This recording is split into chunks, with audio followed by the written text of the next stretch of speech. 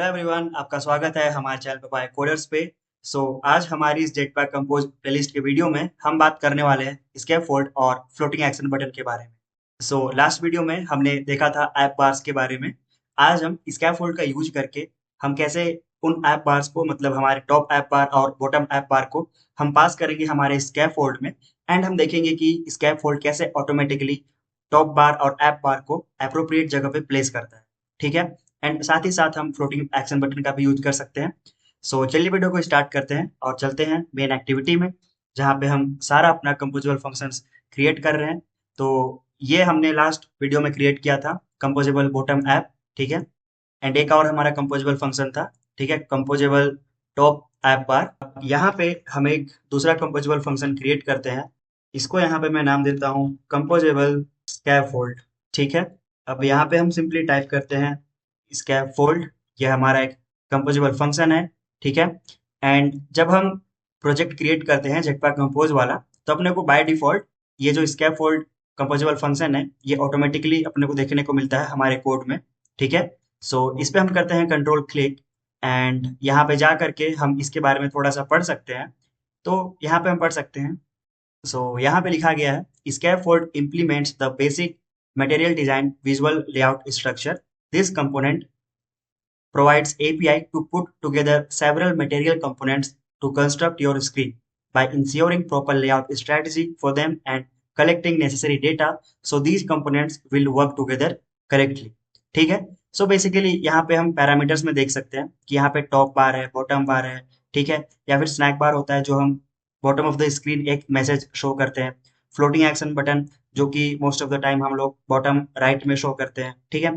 तो इन सबको अगर हम ये जो अपना स्कैफोल्ड कंपोजिबल फंक्शन है इस पे हम एज ए पैरामीटर पास करते हैं, तो ऑटोमेटिकली हमारा जो स्कैफोल्ड एपीआई है वो इनको अप्रोप्रिएट जगह पे रख देता है। मतलब टॉप ऐप बार है तो वो ऊपर में आ जाएगा, बॉटम ऐप बार है तो नीचे में आएगा, फ्लोटिंग एक्शन बटन है तो बाय डिफॉल्ट यहाँ पे हम देख सकते हैं फ्लोटिंग एक्शन पोजीशन है एक। ठीक है। इसको ये एंड में शो करेगा। ठीक है।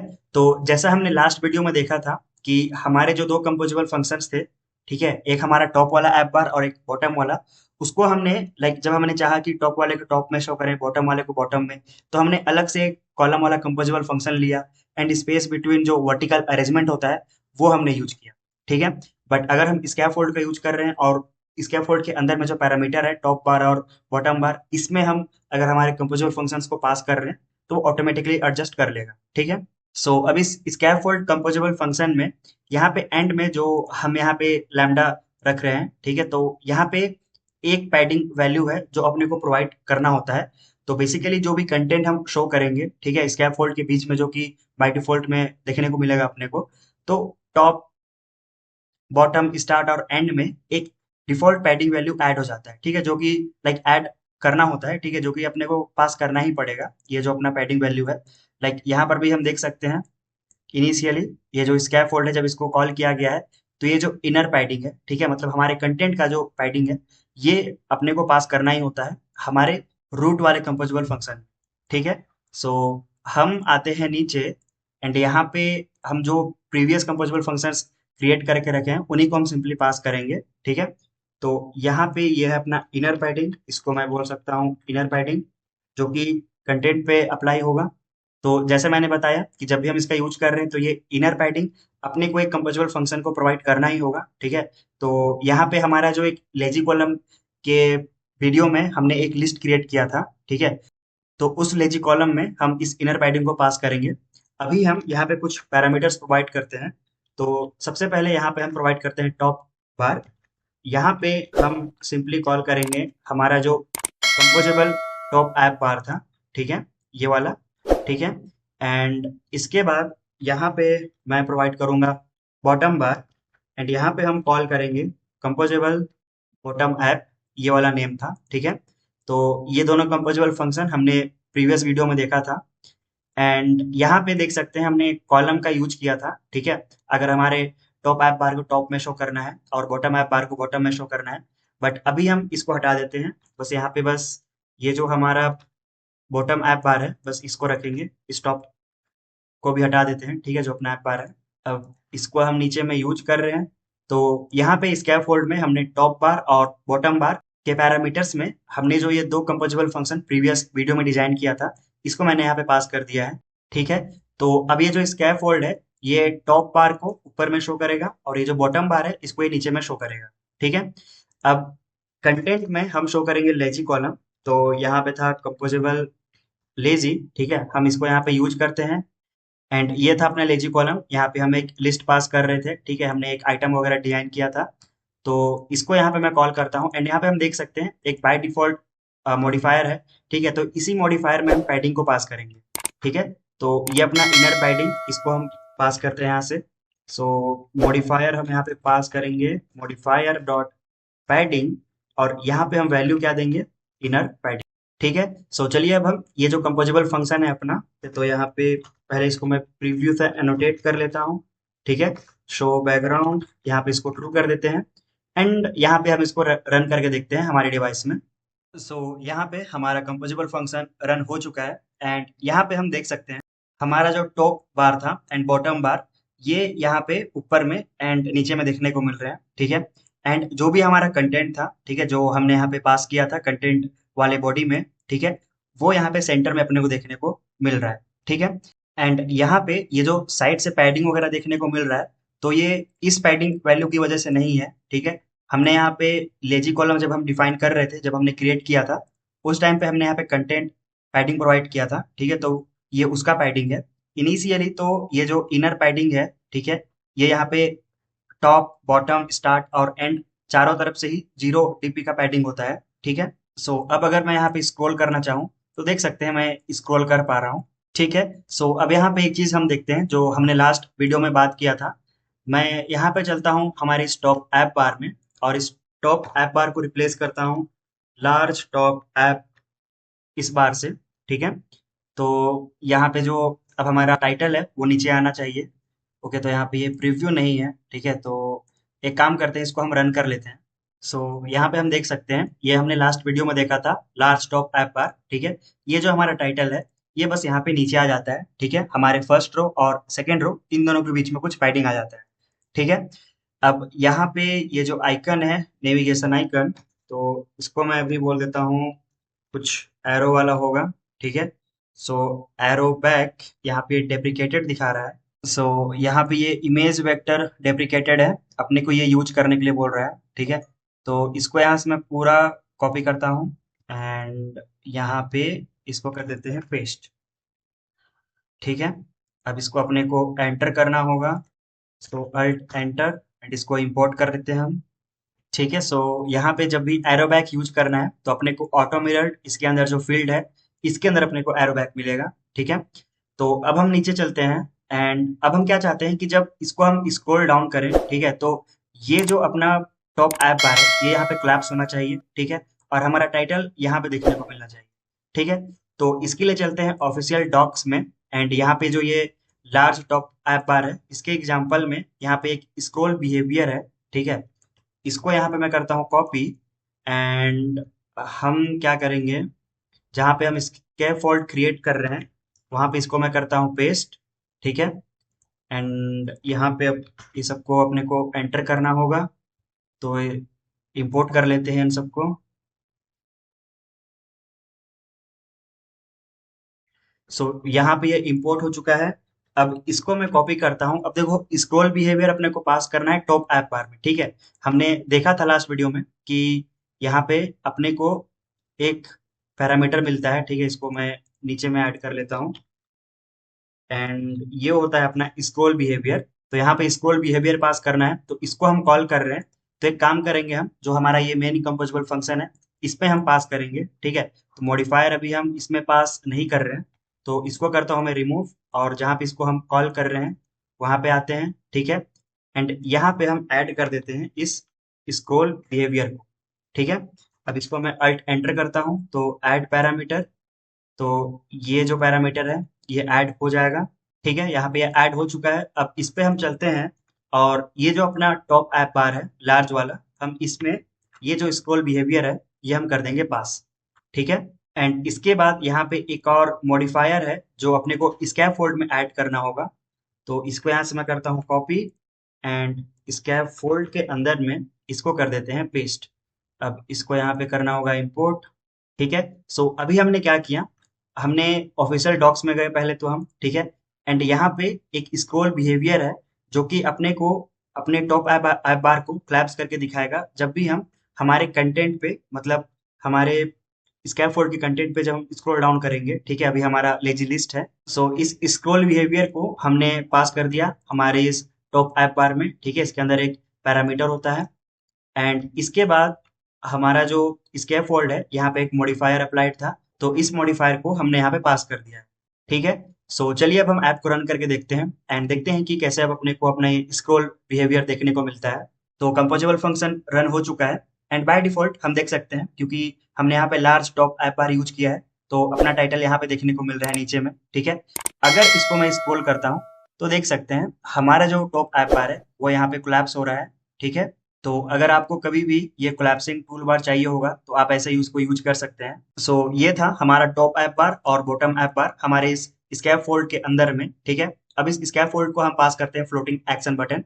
यहाँ पे हम देख सकते हैं दो पैरामीटर्स हैं, एक तो डायरेक्ट फ्लोटिंग एक्शन बटन जो कि हम प्रोवाइड कर सकते हैं एंड उसके पोजीशन के लिए जो इनिशियली यहाँ पे एंड में, ठीक है, मतलब यहाँ पे बॉटम राइट में अपने को देखने को मिलेगा। तो चलते हैं मेन एक्टिविटी में एंड यहाँ पे हम यूज करते हैं फ्लोटिंग एक्शन बटन। अब यहाँ पे एक और कंपोजेबल फंक्शन है, ठीक है, फ्लोटिंग एक्शन बटन के लिए, तो इसका हम यहाँ पे यूज करेंगे फ्लोटिंग एक्शन बटन।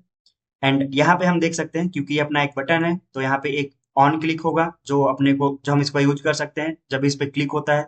ठीक है, एंड अगर इस पे मैं कंट्रोल क्लिक करूँ तो लास्ट में है कंटेंट जहाँ पे हम एक दूसरा कंपोजेबल फंक्शन प्रोवाइड कर सकते हैं। ठीक है, तो हम यहाँ पे एक आइकन प्रोवाइड करते हैं। ठीक है, icon composable function and icons dot default dot add वाला जो आइकन होता है वो मैं यहाँ पे यूज कर लेता हूँ। ठीक है, अब यहाँ पे फ्लोटिंग एक्शन बटन में भी हम देख सकते हैं कि ऑन क्लिक अपना एक पैरामीटर होगा। ठीक है, जैसे इस पे क्लिक होता है तो उस इवेंट को हैंडल करने के लिए मॉडिफायर यहाँ पे शेप है। ठीक है, content colour, container colour, content colour, elevation. ठीक है, इंटरेक्शन सोर्स, इस पे एक मैं अलग सा वीडियो बनाऊंगा एंड लास्ट में हमारा कंटेंट। सो अब चलते हैं मेन एक्टिविटी में एंड यहाँ पे हमने एक फ्लोटिंग एक्शन बटन इसको पास कर दिया है, तो अब इसके साथ हम ऐप को रन करके देखते हैं। सो कंपोजेबल फंक्शन यहाँ पे रन हो चुका है एंड यहाँ पे हम देख सकते हैं बॉटम राइट में फ्लोटिंग एक्शन बटन अपने को देखने को मिल रहा है। ठीक है, इस पे अगर स्क्रॉल करें तो हम देख सकते हैं यहाँ पे सारी चीजें परफेक्टली वर्क कर रही हैं। ठीक है, तो इस प्रकार से हम फ्लोटिंग एक्शन बटन का भी यूज कर सकते हैं हमारे स्कैफोल्ड के अंदर में। एंड यहाँ पे हम ये जो इसका पोजीशन है फ्लोटिंग एक्शन बटन का, ये भी हम चेंज कर सकते हैं। सो जो इनिशियल इसका पोजीशन था उसको हम यहाँ पे चेंज करते हैं एंड यहाँ पे मैं यूज करता हूँ फ्लोटिंग एक्शन बटन पोजीशन। ठीक है, एंड ये था आई थिंक फैब पोजीशन। अगर इसको मैं स्टार्ट में रख देता हूँ एंड अब इसको हम करते हैं रन। सो अब यहाँ पे हम देख सकते हैं हमारा जो फ्लोटिंग एक्शन बटन है वो यहाँ पे स्टार्टिंग में देखने को मिल रहा है। तो ये था हमारा स्कैफोल्ड कंपोजेबल फंक्शन। तो जब भी अगर हम लोग को टॉप बार, बॉटम बार ये सब यूज करना है, ठीक है, तो हम अलग से भी प्रोवाइड कर सकते हैं, जरूरी नहीं है कि हम स्कैफोल्ड का यूज करें। बट स्कैफोल्ड में हम लाइक लास्ट वीडियो में हमने क्या देखा था कि एक अलग से कॉलम क्रिएट करना पड़ा। ठीक है, फिर उसको हमने अरेंज वगैरह किया। बट स्कैफोल्ड में अगर हम डायरेक्टली हमारे इन कंपोजेबल फंक्शन को पास कर रहे हैं तो ऑटोमेटिकली जो स्कैफोल्ड है वो इनको अप्रोप्रिएट जगह पे प्लेस कर रहा है। ठीक है, तो ज्यादा आसानी है अगर हम स्कैफोल्ड का यूज करते हैं। एंड यहाँ पे एक इंपॉर्टेंट चीज था, ये जो इनर पैडिंग है तो ये अपने को प्रोवाइड करना ही पड़ेगा जो भी कंटेंट हम यहाँ पे बीच में शो कराना चाहते हैं। अभी हमारा क्या था, ये कंपोजेबल लेजी लिस्ट। ठीक है, जहाँ पे हम एक लिस्ट शो कर रहे हैं तो यहाँ पे हमने ये प्रोवाइड किया एंड यहाँ पे जो स्क्रॉल बिहेवियर है जो अपने इस टॉप ऐप बार को कोलैप्स कर रहा है तो उसके लिए हमने एक स्क्रॉल बिहेवियर पास किया हमारे इस टॉप ऐप बार को एंड ये जो स्कैफोल्ड है इसको एक मॉडिफायर पास किया। ठीक है, तो ये था स्कैफोल्ड एपीआई के बारे में। अब हम आगे चलते हैं और थोड़ा सा हम फ्लोटिंग एक्शन बटन के बारे में बात करते हैं। तो अभी क्योंकि हमने स्कैफोल्ड के अंदर में इसको यूज किया है, ठीक है, तो ये ऑटोमेटिकली स्कैफोल्ड को लाइक हमने जो भी पोजीशन प्रोवाइड किया था, ठीक है, एंड बाय डिफॉल्ट ये एंड में था, तो उसके अकॉर्डिंग ये स्क्रीन में इसको प्लेस कर दिया। ठीक है, बट मान लो कि हम ऐसे एक स्क्रीन है हमारा जहाँ पे हम स्कैफोल्ड यूज नहीं कर रहे हैं एंड वहाँ पे बस सिंपल सा स्क्रीन है और एक लिस्ट है और वहाँ पे हम एक फ्लोटिंग एक्शन बटन रखना चाहते हैं। ठीक है, तो उस टाइम पे हम कैसे यूज कर सकते हैं हमारी इस फ्लोटिंग एक्शन बटन। तो इसको अभी मैं कॉपी कर लेता हूँ एंड इसको कोलैप्स करते हैं एंड यहाँ पे एक दूसरा कंपोजेबल फंक्शन मैं क्रिएट कर लेता हूँ। इसको मैं बोल देता हूँ COMP, और इसका नाम हम रख देते हैं कंपोजेबल फ्लोटिंग एक्शन बटन। ठीक है। अब यहाँ पे डायरेक्टली मैं क्या करता हूँ, ये जो फ्लोटिंग एक्शन बटन हमने कॉपी किया था इसको पेस्ट करता हूँ, और इस प्रीव्यू को यहाँ से हटा करके यहाँ पे रखता हूँ शो बैकग्राउंड। ठीक है। एंड साथ ही साथ यहाँ पे मैं शो सिस्टम यूआई, इसको मैं ट्रू कर देता हूँ। ठीक है। अब देखो इसके अंदर ये शेप वगैरह है, container colour, content colour, elevation, तो ये सब आप प्रोवाइड करके देखना। ठीक है, ये सब हम यूज करते ही आ रहे हैं। अब इसको मैं प्रीव्यू पे क्लिक करता हूँ और इसको हम प्रीव्यू करके देखते हैं। सो यहाँ पे फ्लोटिंग एक्शन बटन को हम देख सकते हैं। तो अब यहाँ पे मैं क्या चाहता हूँ कि ये जो अपना फ्लोटिंग एक्शन बटन है, इसको हम हमारे हिसाब से कहीं भी प्लेस कर सकें। ठीक है, जब हम स्कैफोल्ड का यूज नहीं कर रहे हैं। जब हम स्कैफोल्ड का यूज कर रहे थे उस टाइम पे तो जो स्कैफोल्ड है वही इसको, जब लाइक जो भी हम पोजीशन प्रोवाइड कर रहे थे वो खुद ही इसको एडजस्ट कर ले रहा था। ठीक है, एक पोजीशन प्रोवाइड कर दे रहा था। बट अभी हम स्कैफोल्ड का यूज नहीं कर रहे हैं और तब हम इसको एक एप्रोप्रिएट जगह पे प्लेस करना चाहते हैं। ठीक है, तो वो हम यहाँ पे कैसे कर सकते हैं। अगर यहाँ पे मैं कंट्रोल क्लिक करूँ तो यहाँ पे हम देख सकते हैं कोई यहाँ पे अलाइनमेंट वाला चीज नहीं है। ठीक है, बट एक हमने मॉडिफायर देखा था अलाइन वाला। तो किसी एक वीडियो में हमने देखा था कि हमको एक मॉडिफायर मिलता है। ठीक है, यहाँ पे ये जो फ्लोटिंग एक्शन बटन है इसमें मैं मॉडिफायर पास करता हूँ। ठीक है, इसको एक मिनट मेरे को क्लोज कर लेता हूँ इसको मैं। अब इसको हम मॉडिफायर एक प्रोवाइड करते हैं और इस मॉडिफायर का जो नेम होगा वो होगा अलाइन। ठीक है, तो यहाँ पे हम देख सकते हैं अलाइन, जहाँ पे हम एक अलाइनमेंट इसको प्रोवाइड कर सकते हैं। ठीक है, तो अलाइनमेंट यहाँ पे मैं इसको एंटर करता हूँ एंड अलाइनमेंट डॉट। अब यहाँ पे देखो ये जो bottom, top, centre, vertically centre, ये सब हम यूज कर सकते हैं। ठीक है, बट यहाँ पे मान लो कि ये जो इनिशियली अपने को स्टार्टिंग में, टॉप स्टार्टिंग में देखने को मिल रहा है, मान लो इसको मैं बॉटम एंड में शो करना चाहता हूँ। ठीक है, तो यहाँ पे देखो एक एरर आएगा और एरर में क्या बोल रहा है कि cannot access flow row scope instance. ठीक है, और अगर इसको मान लो मैं ये जो इंपोर्ट करने बोल रहा है, अगर इसको मैं इंपोर्ट करता हूँ तो यहाँ पे देखो ये पूछ रहा है कि कौन सा इंपोर्ट करना है, कि क्या आपको एक बॉक्स का स्कोप करना है या रो का स्कोप या कॉलम का स्कोप। ठीक है, वर्टिकल वाला या हॉरिजेंटल वाला। सो अब यहाँ पे हम जब डायरेक्टली इस फ्लोटिंग एक्शन बटन को यूज कर रहे हैं, किसी भी हम बॉक्स, रो या फिर कॉलम के अंदर में इसको यूज नहीं कर रहे हैं, तो हम इसको अलाइन नहीं कर सकते। ठीक है, आप यहाँ पे आप किसी को भी इंपोर्ट कर लो बट स्टिल यहाँ पे एरर देखने को मिलेगा। ठीक है, अब जैसे यहाँ पे देखो हमने ये इंपोर्ट किया तो ये एरर यहाँ पे अपने को देखने को मिल रहा है। ठीक है, सो बेसिकली यहाँ पे बात क्या है कि ये जो अपना फ्लोटिंग एक्शन बटन है, अगर इसको हम अलाइन करना चाहते हैं तो इसको या तो हमको किसी बॉक्स या रो या फिर कॉलम इनके अंदर में रखना होगा। ठीक है, ताकि ये जो फ्लोटिंग एक्शन बटन है उसको एक कंटेनर मिल जाए। ठीक है, जैसा हमने टेक्स्ट में देखा था कि हमारा जो टेक्स्ट अलाइन वाला पैरामीटर था उसमें अगर डायरेक्टली हम अलाइनमेंट पास करते हैं, टेक्स्ट अलाइनमेंट, तो वो अलाइन नहीं होता था। बट उसको अगर हम फिल मैक्स साइज या फिर फिल मैक्स विड्थ वगैरह प्रोवाइड करते थे तो वो फिर अलाइन हो जाता था। ठीक है, तो सेम यहाँ पे अपने को ये प्रॉब्लम देखने को मिल रहा है। ठीक है, तो अभी इसको मैं यहाँ पे कट करता हूँ। ठीक है, एंड यहाँ पे मैं क्या करता हूँ, ये जो हमने बॉक्स कंपोजेबल फंक्शन देखा था इसको हम यहाँ पे यूज करते हैं।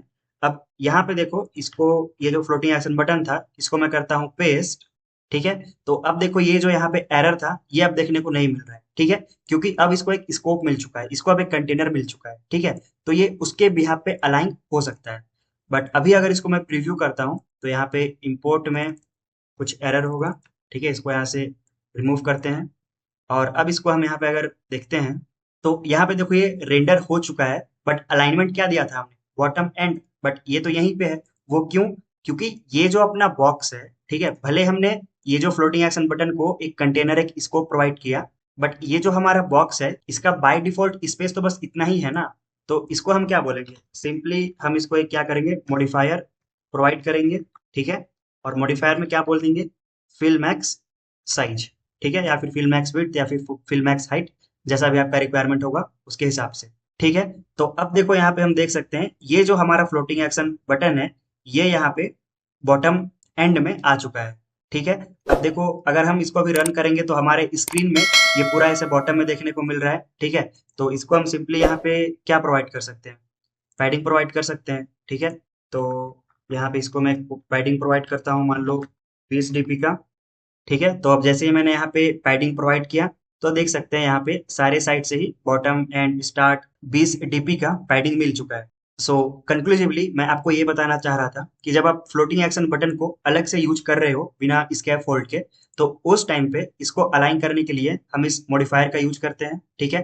बट हम इसको डायरेक्टली यूज नहीं कर सकते हैं, या तो रो, कॉलम या फिर बॉक्स, इन तीनों का यूज करना पड़ेगा, ठीक है। और उसी के अंदर में हम इसको यूज कर सकते हैं। अब जैसे यहाँ पे मैंने बॉक्स को क्या बोला था, फिल मैक्स साइज, तो उसके हिसाब से ये यहाँ पे अलाइन हो गया। बट इसको अगर मैं बोल देता हूँ फिल मैक्स विड्थ, तो ये जो फ्लोटिंग एक्शन बटन है इसको बस हम हॉरिजेंटली अलाइन कर सकते हैं, ठीक है। अगर फिल मैक्स हाइट दे दूंगा, बस वर्टिकली इसको हम अलाइन कर सकते हैं, ठीक है। सेम हमारे रो और कॉलम वाले कंपोजिबल फंक्शन के साथ भी एप्लीकेबल होगा। सो आई होप आपको स्कैफोल्ड और फ्लोटिंग एक्शन बटन ये दोनों आपको समझ में आया होगा। आज की वीडियो के लिए हम इतना ही रखते हैं। मैं आपसे मिलता हूँ नेक्स्ट वीडियो में। अगर आप हमारे इस जेटपैक कंपोज प्लेलिस्ट को एंजॉय कर रहे हैं तो आप हमारे चैनल को सब्सक्राइब कर लें। मैं आपसे मिलता हूँ नेक्स्ट वीडियो में। Thank you. Happy coding.